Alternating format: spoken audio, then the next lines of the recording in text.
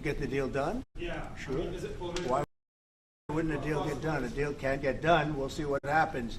We're dealing with very complicated people, but a deal can absolutely get done. Israeli strike on Iran. We'll see what happens. President Trump, I work for Prime Minister Netanyahu. We have heard Joe Biden and Donald Trump take credit for the hostage and ceasefire deal. Who do you think deserves more credit? I think President Trump added with great force and powerful leadership to this effort. I appreciate it. He sent a very good emissary. He's helped it along. And, I'll just tell you, I'm happy that they're here. And I'm sure the President is happy that they're here. And I would think that's about enough. President Trump, Prime Minister, what about Elizabeth Surkov, the Israeli hostage held in Iraq? What about the Israeli press taking a press conference in Israel and not in Washington? We would love to take a press conference to interview Prime Minister Netanyahu. President Trump. A few more questions. Prime Minister Netanyahu, do you support going forward with this deal and getting all the hostages out? I support getting all the hostages out and meeting all our war goals. That include destroying Hamas's military and governing capabilities and making sure that Gaza never poses a threat to Israel again. Are you willing? All three. Are you willing And to those agree? Are you things willing to agree? together? Are you willing Can you to agree promise to the Trump's families vision that you to do bring all everything the else to get the hostages out? I think that I should talk to President One at a Trump. time. So Okay. I'll ask, do you agree with Trump's vision of getting all the hostages back home, even if it means to end the war? Well, I'm not sure that you articulated correctly what the President's vision is. You can ask, he can speak for himself. He does that very, very well. I have my own views, 3 goals, not 1, not 2, 3 goals, and I will meet all 3 goals. I think the President can help enormously. He brings fresh thinking. Any address to the fact that terrorists who murdered hundreds of people released to their home was the part of the deal? It's a horrible thing. We can't forget it. I'll never forget it, and you can't forget it. And some people want to put it out of their memory, but we're not going to ever let that happen. It was a horrible day, October 7th. That was a horrible period of time. And a lot of people like to pretend it didn't happen. It happened. It's a big group of people that like to pretend it didn't happen, like the Holocaust didn't happen. Same mindset. And no, we're going to get this thing wrapped up, and we're going to get it done. We're also dealing, I think, very successfully with Russia, Ukraine. We're going to hopefully get that one done at some point in the not too distant future. That's a complex problem also, but we solve problems. When I left, we had no problem. There was no Ukraine and Russia fighting. There was no October 7th. There was nothing, and some very poor leadership led to a lot of problems and a lot of death. And it's a shame, but we'll put it out. We'll put out the fires. We have a lot of fires, but we'll put them out. Why do you still support a Palestinian state like the peace plan you presented in January 2020? Is this plan still on the table? Well, a lot of plans change with time, and a lot of death has occurred since I left and now came back. This death occurred not while I was here, but while somebody else was here. It shouldn't have happened. They shouldn't have allowed it to happen. It would have never happened, and that includes Russia, Ukraine would have never happened. Not even a little bit, not even a chance. But now we are faced with a situation that's different, in some ways better and in some ways worse. But we're faced with a very complex and difficult situation, but we'll solve the problem.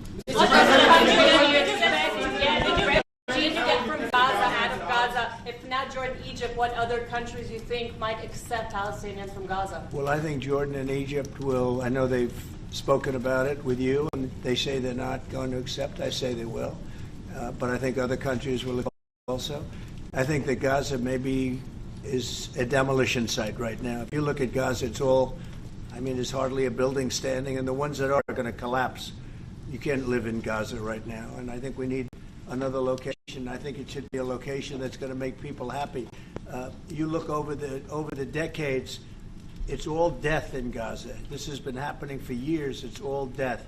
If we can get a beautiful area to resettle people permanently in nice homes and where they can be happy and not be shot, not be killed, not be knifed to death like what's happening in Gaza, And right now you have in Gaza a very dangerous situation in terms of explosives all over the place, in terms of tunnels that nobody knows who's in the tunnel. The whole thing is a mess.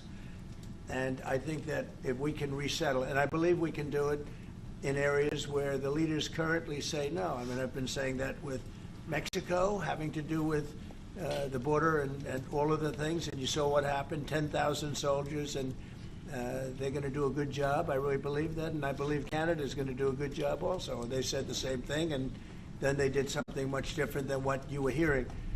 This is a very, very difficult situation, but we're going to get it solved. I don't think people should be going back to Gaza. I think that Gaza has been very unlucky for them. They've lived like hell. They lived like you're living in hell. Gaza is not a place for people to be living. And the only reason they want to go back, and I believe this strongly, is because they have no alternative. What's the alternative? Go where?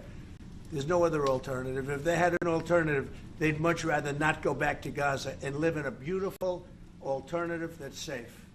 Mr. President, you get Peter? Would Palestinians have the right to return to Gaza if they left while the rebuilding was happening? It would be my hope that we could do something really nice, really good, where they wouldn't want to return.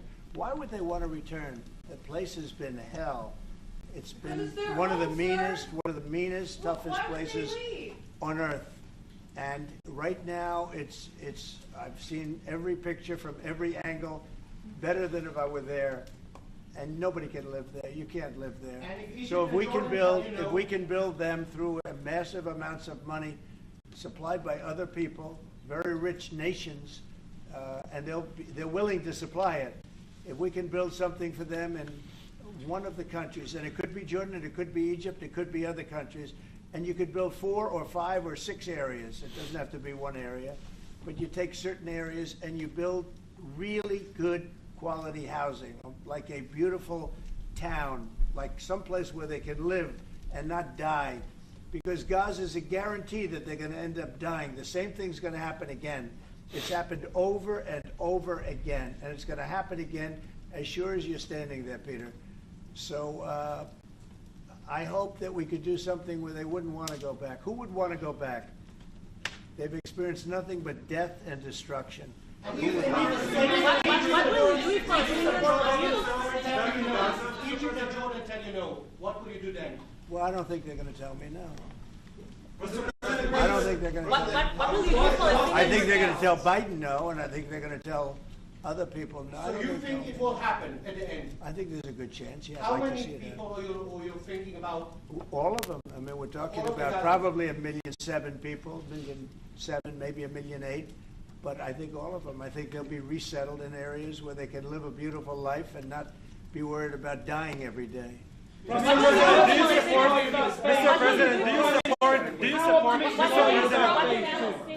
President, do you support building settlements, Jewish settlements back in Gaza in the next years? Say it. Building settlements, Jewish settlements back in Gaza in the next year. Do you support this idea? I don't see it happening. It's too dangerous for people. Nobody can go there. It's too dangerous. Nobody wants to be there. Warriors don't want to be there. Soldiers don't want to be there. How can you have people go back? You're saying go back into Gaza now? The same thing's going to happen. It'll only be death. The best way to do it is you go out and you get beautiful, open areas with the sunlight coming through. But that's not what I meant. Something nice. nice. Building Israeli They are not settlements going to back want in Gaza. They are not going to want to go back to Gaza. Prime Minister Netanyahu, what is your message to the families of the hostages that look this deal, they're worried that this deal won't go through? What do you say to them at this moment? Same message I said from the beginning of the war. We'll get them out, get them back. We got over 70%, close to 75% of the people who everybody believed will not get out. We got them in successive deals, and most recently with the help of President Trump. We're not going to give up on any of them, and we're not going to give up on our other war aims. Hamas is not going to be in Gaza, and we're going to get everyone back. And you would not have. Prime Minister, how optimistic are you about reaching phase 2 of the ceasefire? How optimistic are you about that happening? Well, we're going to try. That's one of the reasons, one of the things we're going to talk about here. And if we, you know, when Israel and the United States work together, and President Trump and I work together, you know, the chances go up a lot. It's when we don't work together, Israel and the United States don't work together, that creates problems. When the other side sees daylight between us and occasionally in the last few years, to put it mildly, they saw daylight, then it's more difficult. When we cooperate, isn't it the right chances time are to good. quit once and for all? Say it. Now that Iran is so weak, isn't it the right time to hit their nuclear facilities once and for all? So you say Iran is so weak. I appreciate you saying that.